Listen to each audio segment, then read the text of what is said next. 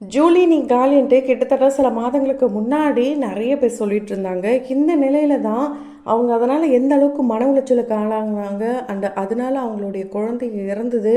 So இது எல்லாத்தையுமே முன் வச்சுருக்காங்க. குறிப்பாக அவங்க மூன்றாவது திருமணம் பண்ணியிருக்காங்க அண்டு கிட்னி திருடியிருக்காங்க. இது போல் சில சம்பவங்களுக்கு அவங்க பதிலடி கொடுத்துருக்காங்க. ஒரு சில ஆடியோஸ்லாம் கூட எவிடன்ஸாக லிங்க் பண்ணியிருக்காங்க.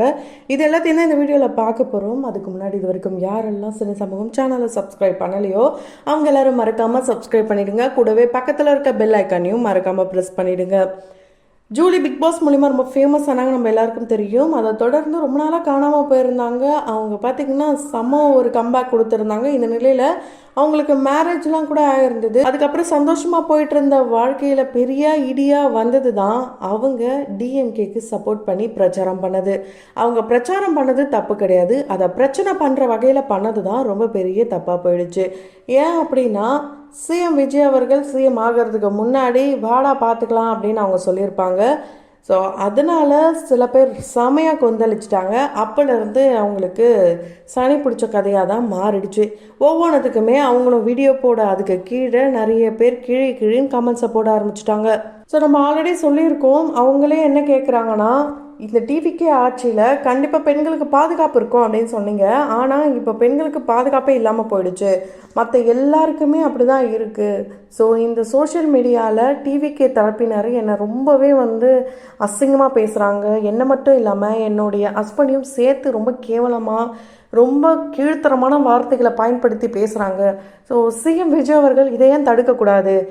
டிவிக்கு தொண்டர்கள் யாரையும் தவறாக பேசக்கூடாதுன்னு ஏன் ஒரு சட்டத்தை போடக்கூடாது அப்படின்ற கேள்வியை கேட்டிருக்காங்க. இவங்க கேட்ட கேள்வி கரெக்டானது, ஆனால் டைமிங் தான் தப்பானது. இப்போ இவ்வளோ பேசுகிறவங்க கொஞ்சம் யோசித்து முன்னாடி பிரச்சாரம் பண்ணியிருந்துருக்கலாம். ஸோ வயசில் மூத்தவர் அண்ணாலாம் சொல்கிறீங்க அப்படின்னு பார்த்தா ஒருமையிலையும் பேசியிருக்கீங்க. ஒருமையில் பேசுறதுனா என்னன்னு கூட தெரியலன்ட்டு ரீசண்டாக அவங்க சொல்லியிருந்தாங்க. ஆனால் அது என்னன்றத தெளிவான விளக்கத்தோடு அவங்க பேசின வீடியோவோடையே நிறைய பேர் இப்போ ஷேர் பண்ணியிருக்காங்க. ஸோ நாங்கள் எங்கள் ஊர் சைட்லலாம் ஒருமையில் தான் பேசுவோம். வாணை உட்காரண அப்படி தான் பேசுவோம். இதுக்கப்புறம் நீங்கள் வேணால் எனக்கு தமிழ் கற்றுத்தாங்க, நான் தமிழை கற்றுக்கிட்டு வாங்க போங்கன்னு பேசுகிறேன்னு அவங்க பேசியிருந்தாங்க. ஆனால் அவங்க பேசுனது தப்புன்னு அப்போ வரைக்கும் அவங்க உணரவே இல்லை. அதுதான் இங்கே பெரிய பிரச்சனையாக இருக்குது. ஸோ அவங்க பேசுனது தப்பு, ஆமாம் நான் தப்பாக பேசிட்டேன், என்னை மன்னிச்சிடுங்க, இதுக்கப்புறம் நான் பேச மாட்டேன் அப்படின்னு சொல்லியிருக்கலாம். இது ஒரு பிரச்சனையான்னு கேட்டிங்கன்னா இதை மட்டும்தான் அவங்க பெரிய பிரச்சனையாக அடுத்து பேசுகிறாங்க. ஏன்னா அவங்க இது வரைக்கும் எவ்வளோ போஸ்ட் போட்டிருக்காங்க, எவ்வளோ வீடியோஸ் போட்டிருக்காங்க. அப்போலாம் கிட்னி திருடின மேட்டர் யாருக்கும் தெரியாதா?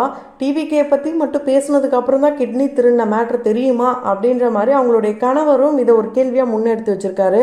ஸோ அப்போலாம் இந்த விஷயம் வெளிவரல போல இருக்குது. இப்போ தான் வெளிவந்திருக்கு, அந்த ஆடியோவோட வெளிவந்திருக்கு. இதில் கார்த்தி அப்படின்ற ஒரு நபர் இன்னொரு நபருக்கு ஃபோன் பண்ணி என்ன சொல்லியிருக்காருன்னா, அக்காவை கமெண்ட் செக்ஷனை ஆஃப் பண்ண சொல்லுங்கள், அவங்கள ட்ரிகர் பண்ணி விட்டாலே போதும், அவங்க இப்போ 2 வாரத்துக்கு அவங்க தான் ட்ரெண்டிங்காக இருப்பாங்க, அவங்கள அடிக்க சொல்லியிருக்காங்க இப்படி அப்படின்ட்டு ஜட்ஜு இன்ஃப்ளூயன்ஸ் பண்ணுற அளவுக்கெல்லாம் சில பர்சன்ஸ் இருந்திருக்காங்க. அதை இவங்கக்கிட்டேயே பேசியிருக்காங்க.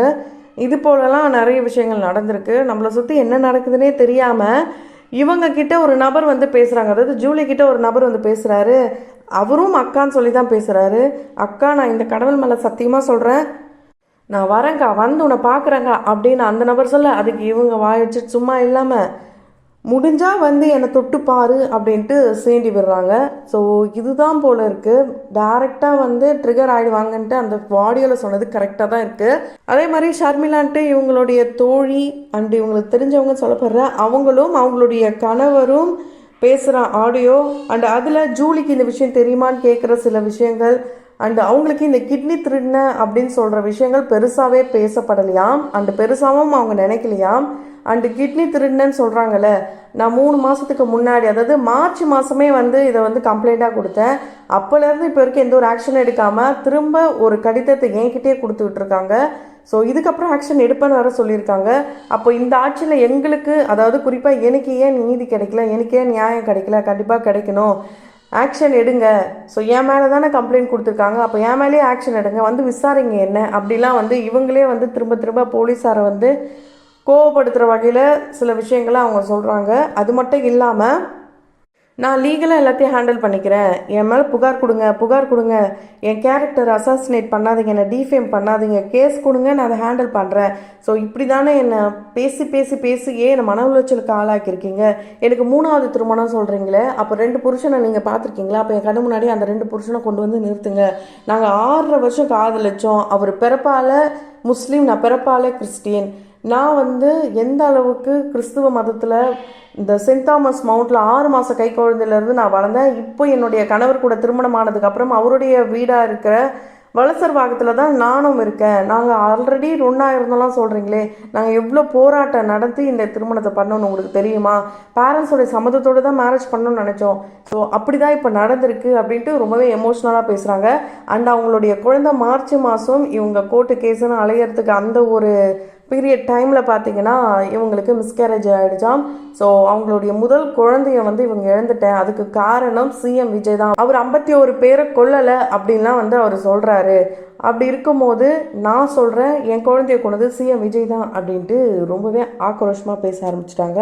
ஸோ இதில் பல பேர் கேட்குற கேள்வி என்னென்னா, நீ ப்ரெக்னெண்ட்டாக இருக்கிற விஷயம் உனக்கு தெரியும், அப்படி இருக்கும்போது அதை பார்க்காம உன்னோட ஹெல்த்தை நீ கேர் பண்ணாமல் டிஎம்கேக்கு சப்போர்ட் பண்ணி பிரச்சாரம் பண்ணுறன்ற பேரில் எதுக்கு மற்றவங்கள ரொம்ப தப்பாக பேசி ரொம்பவே கத்தி எதுக்கு நீ பேசுன? உன்னோட ஹெல்த் எப்படி இருக்குன்னு உனக்கு தெரியல, அப்போ நீ வீட்லேயே இருக்க வேண்டியதானே, எதுக்கு பிரச்சாரம் பண்ண வந்த? ஸோ காசுக்கு ஆசைப்பட்டு தானே வந்த அப்படின்லாம் சில பேர் கேள்வி கேட்குறாங்க.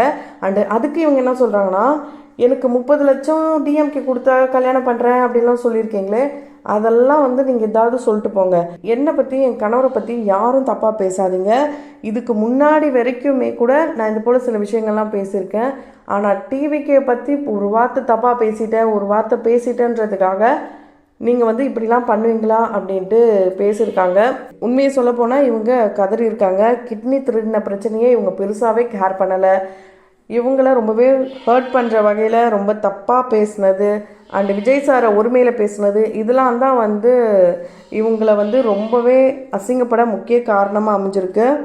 ஸோ என்ன தான் இவங்க தப்பாக பேசியிருந்தாலும் இவங்களும் ஒரு பெண்ணு. இவங்களை மூஞ்சி ஆள் அடையாளம் தெரியாதவங்களாம் ரொம்ப கேவலமாக பேசியிருக்கீங்க. அண்ட் அது மட்டும் இல்லாமல் இவங்களுடைய கணவரையும் ரொம்பவே தவறாக பேசியிருக்கீங்க. நம்ம ஆல்ரெடி சொன்ன மாதிரி தான், யாராக இருந்தாலும் அவங்க என்ன செஞ்சாங்க, என்ன பண்ணாங்க, இதை டைரெக்டாக அவங்களே டீல் பண்ணிக்க போகிறாங்க. உங்களுடைய கருத்துக்களை பதிவு செஞ்சால் போதும். அதை விட்டுட்டு அவங்க சொல்கிற மாதிரி அவங்க உண்மையாலே என்னையும் சரி என் கணவரை பற்றி பேசுனீங்க, ஆனால் என்னுடைய ஃபேமிலி, ரிலேட்டிவ்ஸ், ஃப்ரெண்ட்ஸ் எவ்வளோ பேர் இருக்காங்க, நான் அவங்களெல்லாம் எப்படி ஹேண்டில் பண்ணுவேன், அதெல்லாம் புரிஞ்சுக்காமல் எதுக்காக நீங்கள் இப்படி புல்லிங் பண்ணுறீங்கன்றாங்க. ஸோ இப்போது ரீசன்ட் டைமில் பார்த்தீங்கன்னா சோஷியல் மீடியா புல்லிங்கிறது ரொம்ப அதிகமாக இருக்குது. அது டிவிக்கே சம்மந்தப்பட்டது அப்படின்றது நம்ம குறிப்பாக சொல்லலை, பொதுவாகவே ஒரு பெண்ணை ரொம்ப ஈஸியாக புல்லிங் பண்ணுறாங்க. ரீசெண்டாக ரவிமோகன், கெனிஷா இவங்க 2 பேர் இஷ்யூவில் கெனிஷாவை புல் பண்ணி தான் அவங்கள பிரிக்க வச்சு இப்போ அவங்க துபாயில் போயிட்டு அது ஒரு கேஸாக போயிட்டுருக்கு. இப்போ ஜூலி சிக்கியிருக்காங்க. அவங்க என்ன வேணாலும் பேசியிருக்கலாம், அதுக்கு தண்டனை அவங்களுக்கு கிடைக்கும். அண்டு அதுக்கான ஆக்ஷன்ஸ் நீங்கள் எடுக்கலாம், அதுக்கு டைரெக்டாக கம்ப்ளைண்ட் கொடுக்கலாம். அந்த மாதிரியான லீகலான விஷயங்களை ஹேண்டில் பண்ணுறது வேறு. இல்லீகலாக ஒரே பெயரை வச்சு ஒரே ஐடியை வச்சு எவ்வளோ மோசமாக பண்ண முடியுமோ அந்தளவுக்கு ஒரு பொண்ணுடைய மன உளைச்சல் ஆளாக்குற வகையில் இந்த மாதிரி பேசியிருக்காங்க. ஸோ இது ரொம்பவே தவறான விஷயந்தான். அவங்க செஞ்சது சரின்னு நான் சொல்லலை, ஜூலி செஞ்சது சரின்னு நான் சொல்லலை. இருந்தாலுமே இப்படி அவங்களுடைய மன உளைச்சல் ஆளாகி அவங்க மிஸ்கேரேஜ் ஆகிற அளவுக்கு பேசியிருக்காங்கன்னும் போது அது தவறான செயல் தான். எதுவாக இருந்தாலும் லீகலாக ஹேண்டில் பண்ணுங்க. ஸோ அதுதான் கரெக்டு. தமிழர்களின் பெருமை ஒரே மேடையில் வெளியிடப் போகின்றது. இது ஒரு செலிப்ரேஷன் ஆஃப் கிரேட்னஸ். எதிர்வரும் ஜூன் 20 சனிக்கிழமை லெஜெண்ட்ஸ் அண்ட் ஐகான்ஸ் அவார்ட்ஸ் 2026. இப்படி இல்லைங்களா ஒருத்தவங்க மன உளைச்சல் ஆளாக்கி டோட்டல் ஃபேமிலியும் இப்போ அந்த குழந்தை இறந்ததில் ரொம்பவே சோகத்தில் இருக்காங்க. உண்மையாலே இது ஒரு சோகமான விஷயம் அண்டு ரொம்பவே தவறான விஷயம். அவங்கள தவறாக பேசுனது, இதுக்கப்புறம் இப்படி பண்ணாதீங்க. அவங்க சிஎம் சார்கிட்ட கேட்டிருக்காங்க. அவங்க டிவிக்கே தொண்டர்கள் சொல்லியிருந்தாங்களே, அது டிவிக்கே தொண்டர்கள் தான் பண்ணுறாங்களா அப்படின்னு கேட்டிங்கன்னா அது கிடையாது. காமனாக எல்லாருமே விஜய் அவர்களை பிடிச்சவங்க இருக்கலாம், பிடிக்காதவங்க இருக்கலாம், சேம் கட்சியில் இருக்கிறவங்க ட்ரிகர் பண்ண விடலாம். ஸோ இந்த மாதிரி நிறைய விஷயங்கள் இருக்குது. சோஷியல் மீடியான்னு வந்துட்டால் முகம் தெரிகிறவன் தெரியாதவன் இப்படி எல்லாரும் தான் தப்பு தப்பாக பேசுகிறாங்க. ஸோ யாருமே பேசக்கூடாதுன்னு வேணால் ஒரு சட்டத்தை கொண்டு வரலாம், அது ரொம்பவே நல்ல சட்டம். கண்டிப்பாக ஜூலி சொன்ன இந்த ஒரு விஷயத்துலேருந்து நம்ம இந்த ஒரு பாயிண்ட்டை எடுத்து கண்டிப்பாக அதை ஒரு கோரிக்கையை நிறைவேற்றலாம். ஏன்னா புல்லிங்கிறது இப்போ ஜூலிக்கு நடந்தது, இதை தாண்டி பல பெண்களுக்கு இங்கே நடக்குது. அவங்க ஒரு ஃபோட்டோ போட்டாலும் வீடியோ போட்டாலும் எது பண்ணாலுமே இந்த மாதிரி நடக்குது. ஸோ இது போல் நடக்கிறத தவிர்க்கணும் அப்படின்னா இது போல் ஒரு சட்டம் வந்தால் நல்லா தான் இருக்கும். இதை பற்றி நீங்கள் என்ன நினைக்கிறீங்க? உங்களுடைய கருத்துக்கள் என்ன அப்படின்றத கமெண்ட் பாக்ஸில் மறக்காமல் கமெண்ட் பண்ணுங்கள். தொடர்ந்து வீடியோஸ்லாம் பார்க்கணும்னு நினச்சிங்கன்னா உடனே சேனலை சப்ஸ்கிரைப் பண்ணிவிடுங்க. பக்கத்தில் இருக்க பெல் ஐக்கனையும் மறக்காமல் ப்ரெஸ் பண்ணிவிடுங்க.